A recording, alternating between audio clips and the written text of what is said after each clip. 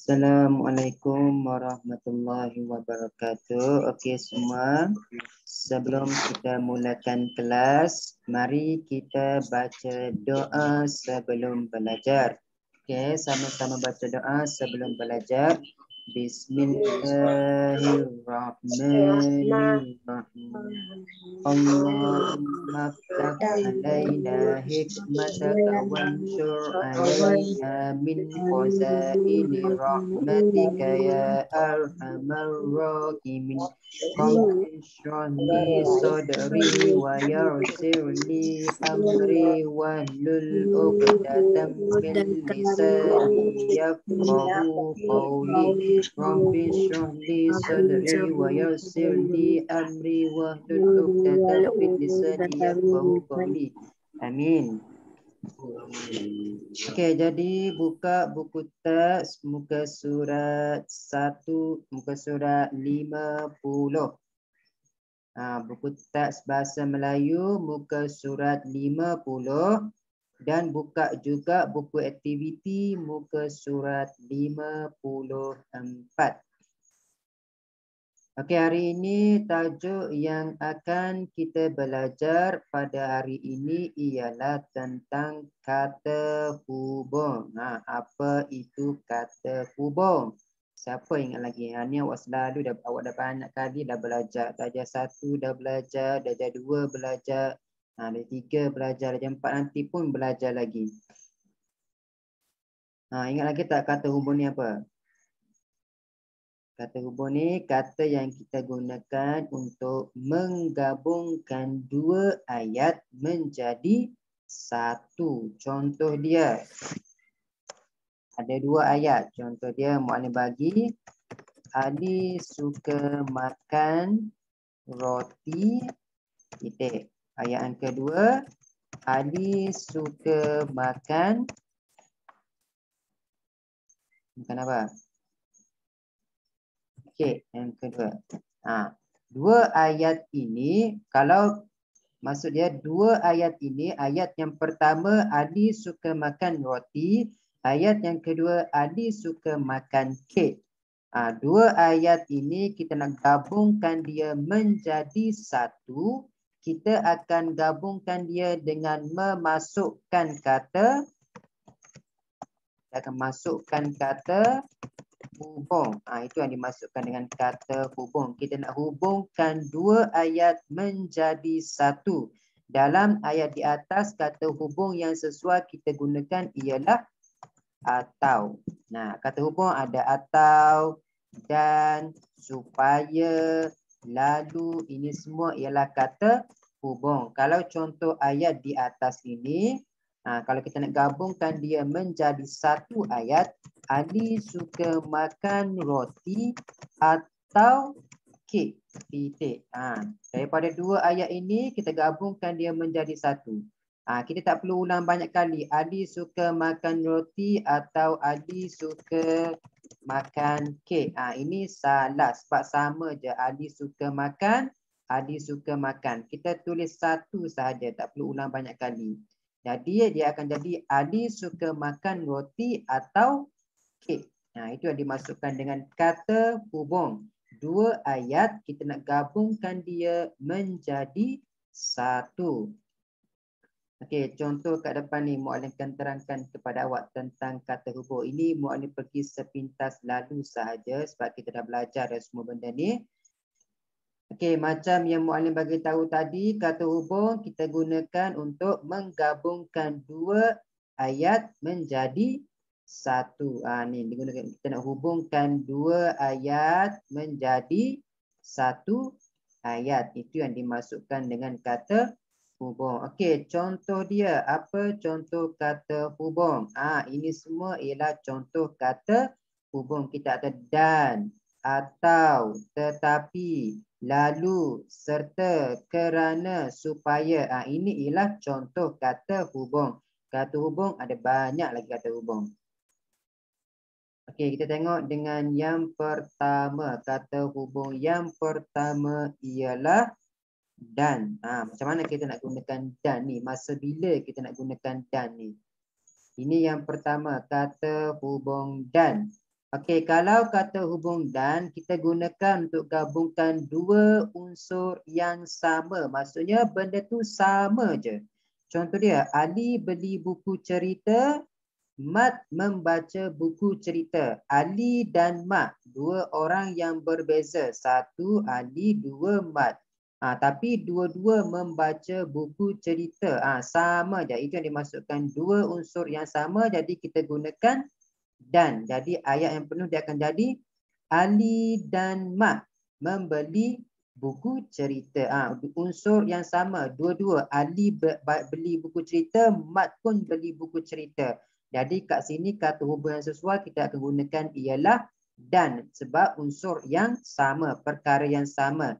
Ali dan Mat membeli buku cerita. Titik. Itu ialah kata hubung dan. Boleh faham setakat ni? Tak faham tanya, Farisha tengok depan ni, jangan tengok buku lagi. Nanti awak tak faham apa yang mana beritahu. Okey, yang kedua, kata hubung yang kedua ialah atau. Tadi dan untuk benda yang sama. Kalau atau ni pula untuk pilihan. Ada dua pilihan. Contoh ayat pertama. Okey, Ali dua nama orang sama.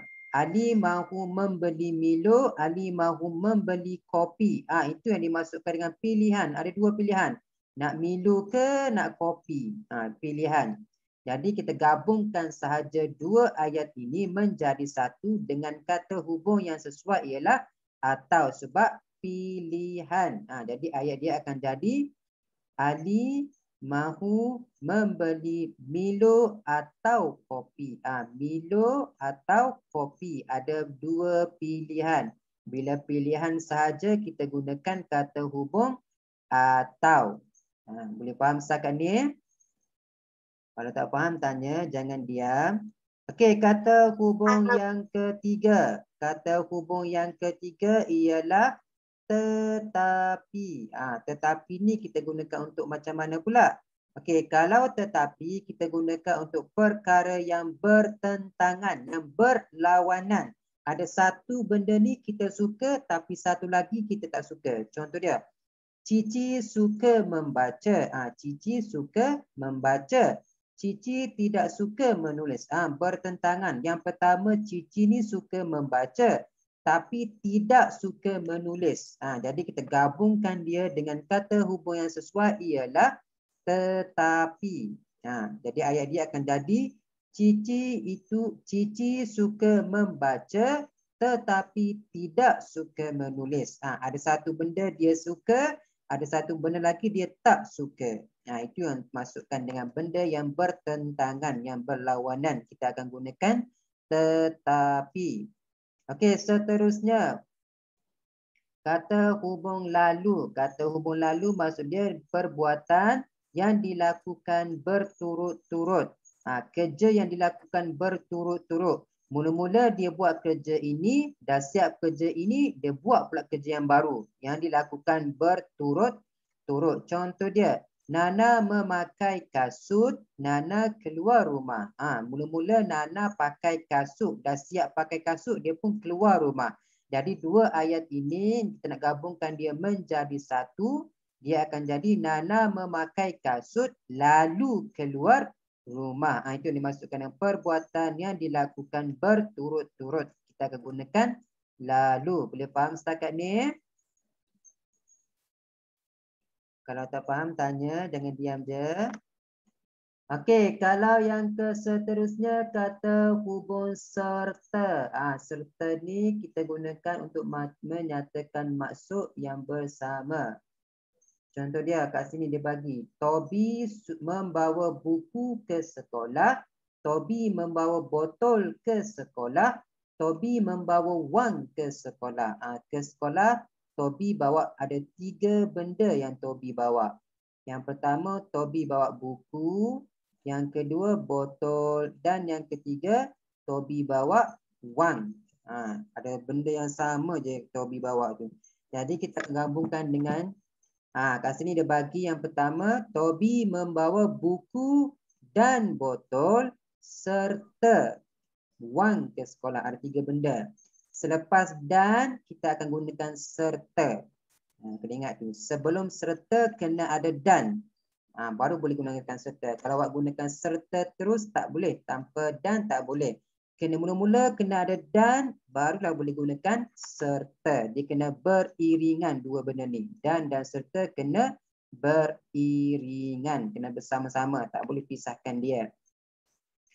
Okey, kata hubung yang seterusnya kerana. Ingat kerana ni untuk sebab ataupun alasan. Sebab apa dia tak datang sekolah? Sebab ataupun alasan.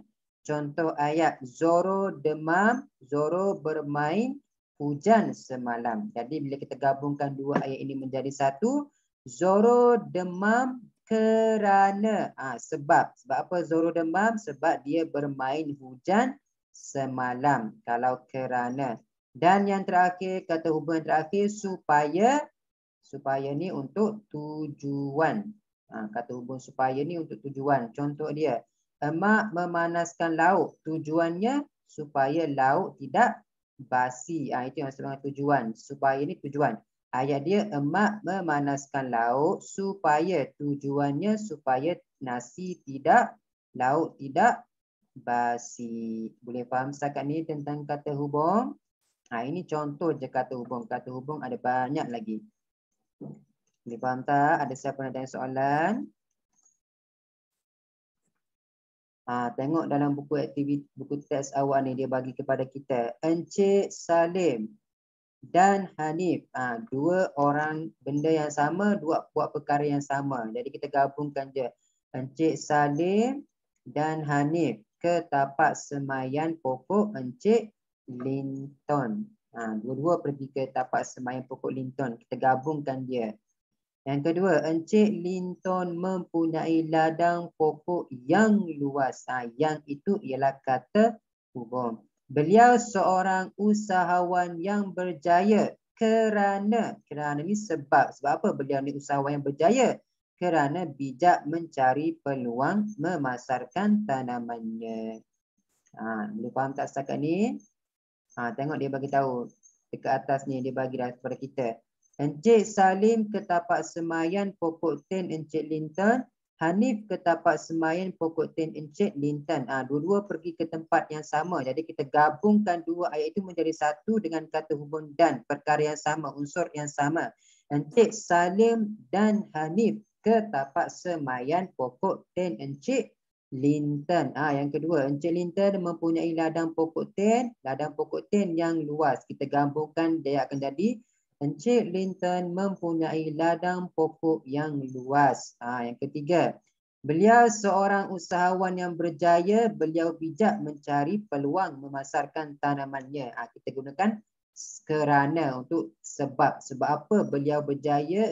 Beliau seorang usahawan berjaya kerana sebab dia bijak mencari peluang memasarkan tanamannya. Boleh faham setakat ni semua? Kalau tak faham tanya, jangan diam je. Okey, tengok. Mari kita cuba jawab dekat bawah ni. Pada tahun 2014, tahun 2015. Kata hubung apa yang sesuai kita nak gunakan ni? Dua benda yang sama je ni. Kata hubung apa yang sesuai kita nak gunakan di sini? Tengok, dua unsur yang sama. Pada tahun 2014, tahun 2015. Encik Linton telah berjaya menjual 200 anak benih pokok ten. Kita nak gunakan kata hubung apa yang sesuai kat sini?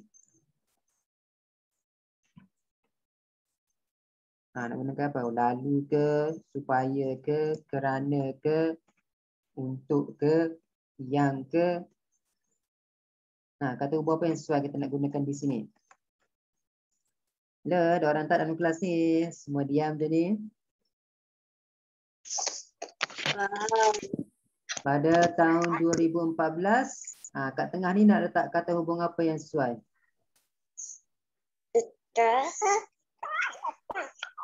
Kata hubung apa yang sesuai kat sini? Pada tahun 2014, lalu tahun 2015. Betul ke? Sesuai ke lalu?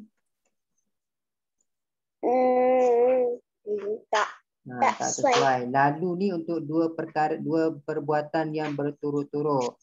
Pada tahun 2014 kerana tahun 2015. Sesuai. Kerana kita gunakan untuk sebab. Sesuai tak? Jadi apa yang sesuai ni? Tak sesuai. Jadi kata hubung apa yang sesuai kat sini?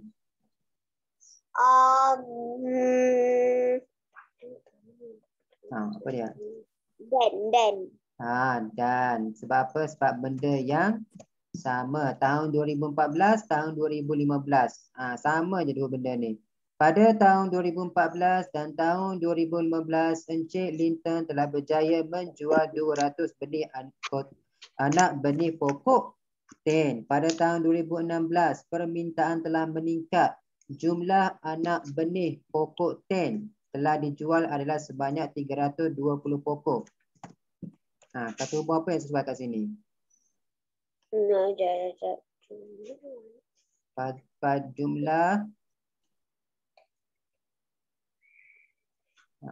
jumlah anak benih pokok ten telah dijual adalah sebanyak 320 pokok.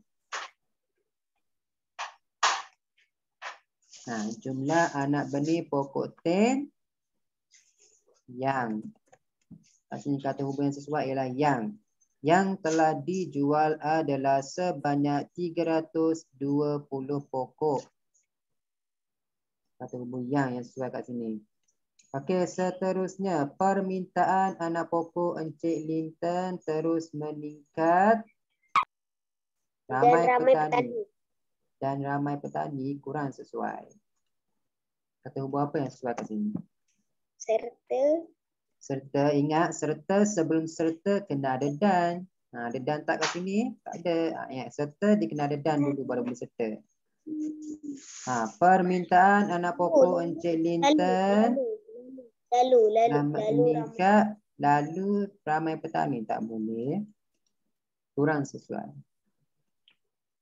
Meningkat yang sebab dia, kenapa permintaan anak pokok Encik Tin meningkat? Ramai petani telah sedar. Kerana. Sebab dia, tujuan dia. Kerana apa anak pokok Encik Linton terus meningkat? Kerana ramai petani sedar akan keuntungan menanam pokok ten. Itu kata hubung. Boleh faham setakat ni semua? Ada siapa nak tanya soalan tak? Kalau tak faham tanya, jangan diam. Okey, kalau boleh buka buku aktiviti muka surat 54. Mari kita jawab soalan latihan dalam buku aktiviti bersama-sama. Buka buku aktiviti muka surat 54.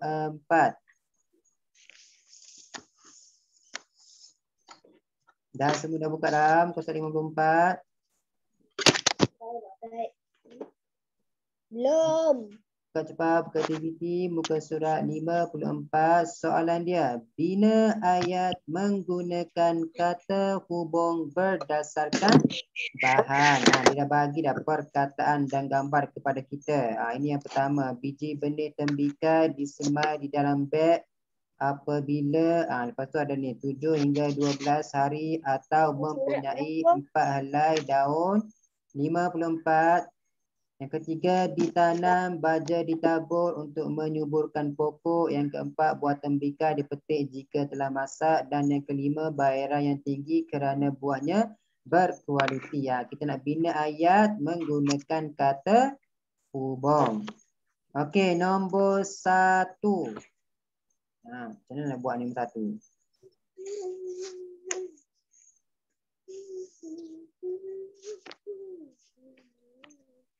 Nombor 1 macam mana? Kita nak bina ayat menggunakan kata hubung. Nombor 1 yang ini dia bagi kepada kita. Jadi nombor 1 tu kita salin je dulu sebab tak ada kata hubung. Kita buat bina berdasar gambar dan perkataan yang telah diberikan kepada kita. Biji benih tembikar disemai di dalam beg plastik. Itu nombor 1. Jadi kita salin je dulu. Nanti waktu ada jawapan dia. Lepas tu yang kedua. Tengok nombor 2. Dia bagi apa pula nombor 2 tu? Dia bagi perkataan kerana.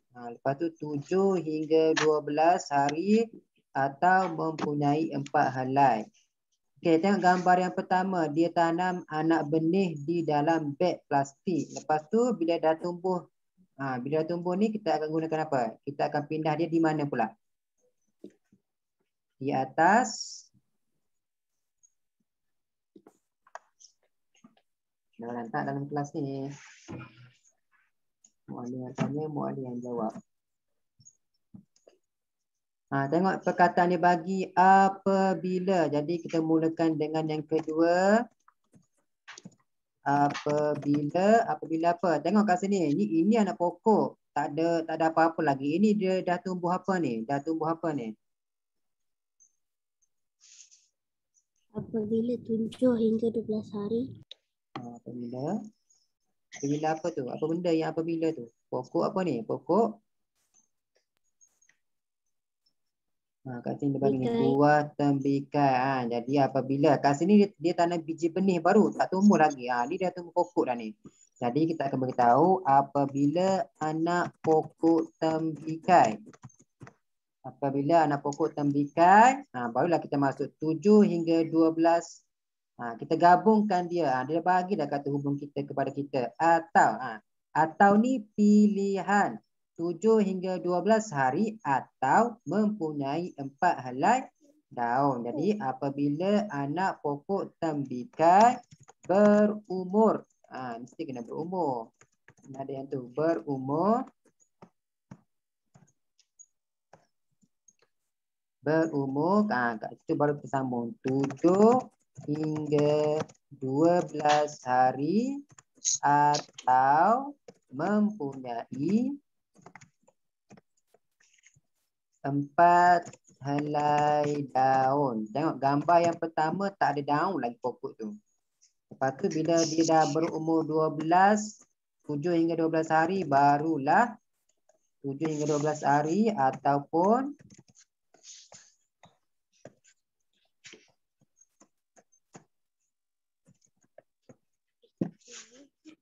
mempunyai 4 helai daun, barulah kita pindahkan dia di atas mana ni dah gambar kedua ni. Di atas apa ni? Di atas apabila anak pokok tembikai berumur 7 hingga 12 hari atau mempunyai 4 helai daun. Lepas tu anak pokok tembikai akan ditanam di atas atau apa tu? Di atas tanah.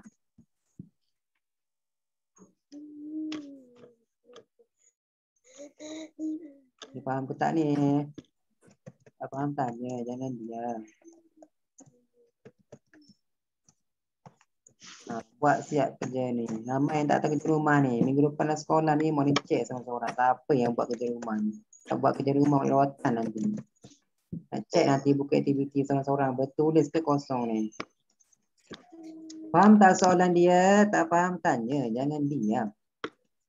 Tengok gambar yang pertama ini anak pokok. Dia baru nak tanam je. Jadi biji benih tak ada daun lagi. Jadi yang pertama biji benih disemai di dalam beg plastik. Mula-mula dia tanam dalam beg plastik dulu. Dia tak tanam lagi atas tanah. Lepas tu dia bagi perkataan apabila. Bila dah berumur 7 hingga 12 ataupun ada 4 helai daun, barulah pokok itu dipindahkan di atas tanah. Ini tanam beg plastik je. Barulah dia anak pokok tembikai akan ditanam di atas tanah, dipindahkan di atas tanah pula. Itu yang kedua. Boleh faham ke tak? Faham ke tak? Tak faham tanya. Jangan diam. Buat ni tak tahu kalau awak faham ke tak, kalau awak diam je. Yang ketiga. Dia bagi yang ketiga pula. Tengok gambar tu. Dia tengah buat apa tu dalam gambar tu. Di perkataan dia bagi ditanam, baja ditabur untuk menyuburkan pokok. Tengok, baja ditabur untuk apa? Apa tujuan dia? Untuk menyuburkan pokok. Ditanam ni apa yang ditanam tu? Apa benda yang ditanam tu? Mestilah pokok tembikai. Selepas pokok tembikai ditanam di atas tanah, Barulah kita, lepas tanam tu mestilah perkataan dia bagi kepada kita itu ialah baja ditabur. Kenapa baja ditabur? Baja ditabur ditabur untuk menyuburkan pokok. Itu yang ketiga, boleh faham ke tak?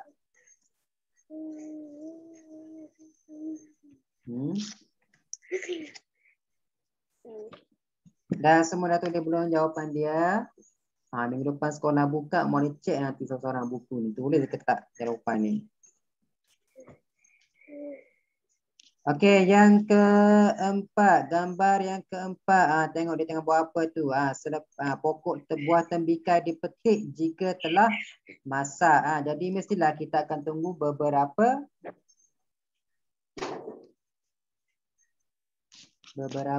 hari. Jadi kita akan tulis. Kita nak pendekkan dia sebab ruang kecil je ni. Kita akan bagi tahu terus. Buah tembikai dipetik jika telah masak. Itu nombor 4. Buah tembikai akan dipetik bila? Jika telah masak. Titik. Jika itu ialah kata hubung. Kita gabungkan dia. Dan yang terakhir sekali nombor 5. Nombor 5 macam mana? Bayaran yang tinggi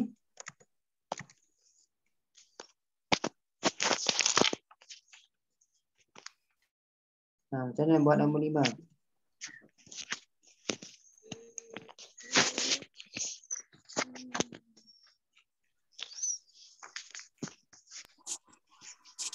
Nombor 5 macam mana? Ada orang ketat dalam kelas ni. Mu'alim yang tanya, Mu'alim yang jawab. Yang masa exam Mu'alim ke awak ni?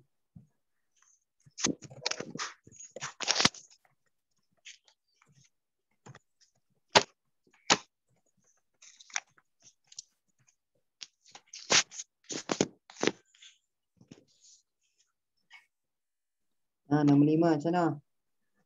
Yang terakhir sekali. Bayaran yang tinggi kerana buahnya berkualiti. Mestilah bayaran mestilah dijual. Jadi yang pertama kita nak tulis apa yang dijual tu. Apa benda yang dijual tu? Ada orang tak dalam kelas ni? Buah tembikai. Buah tembikai dijual dengan barulah kita masukkan perkataan yang diberi dengan bayaran yang tinggi. Lepas tu kata hubungan dia bagi kerana. Sebab apa dijual dengan bayaran yang tinggi? Kerana buahnya berkualiti. Titik. Itulah cara kita membina ayat dengan menggunakan kata hubung. Dia dah bagi dah kepada kita kata hubung, dia dah bagi gambar, dia dah bagi dah perasa ayat. Kita hanya bina saja berdasarkan yang telah diberikan kepada kita. Boleh faham tak tentang kata hubung? Ada sesiapa nak tanya soalan tak? Ada. Dah tulis belum jawapan dia? Ahmad Darwish, Umar Qayyum, Farisha, dah tulis jawapan? Belum. Tulis cepat. Razan, Maryam, Ifah, dah siap tulis jawapan belum? Razan dah, Maryam, Ifah, dah? Dah, Uwais, Hafi Haris, Ifah Najwa, dah ke belum? Dah? Nanti minggu depan mana tengok buku ni cek buku aktiviti seorang-seorang nanti. Tak siap juga main rotan seorang.